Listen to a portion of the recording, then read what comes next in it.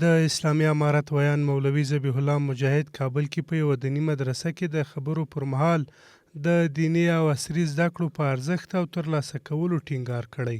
ښاغلي مجاهد زیاته کړې روانه او راتلونکې جګړه د ټکنالوژۍ پر مټ ده او د بدلون لپاره باید ځانونه په هر ډول علومو سمبال کړو. مسلمانان ځان په ټکنالوژي کې داسې پوه کړو لکه دښمن مې پوه دی، هغه نه لا زیات پوه کړو. موږ تاسې مکلف یو، الله جل جلاله موږ ته امر هم کړی واعدوا لهم ما استطعتم من قوه، تاسې دې په مقابل کې قوت پیدا کړئ، ځان اماده کړئ، اعداد وکړئ. دا قوت په څه شي پیدا کېږي؟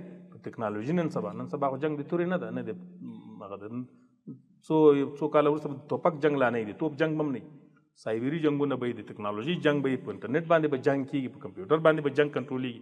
ټولې خبرې به غره کړي.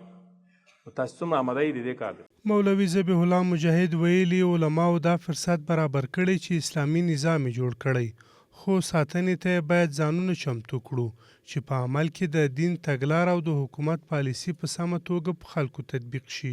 ولس نیکمرغي ته باسي، تا ولس د اقتصادي پلوه خودکفا کوي، له امنیتي پلوه خودکفا کوي، په ځان اعتماد حاصلېږي، امن به یې وي، له اجتماعي پلوه به یو ښه مرفه او بافرهنګه هوښیار او داسې ټولنه جوړېږي چې هغه شرعي ټول بعدونه په نظر کې نیسي او خوشحاله ژوند ته خلک بولي، دا چوکاټ دې چوکاټ ته تاولي. په اقتصادي ډګر کې تا ته سهولتونه برابروي، عمراني برخه کې تا ته آبادي کوي. دا د یو سیاسي مشر او د سیاسي مسؤل دا وظیفه ده.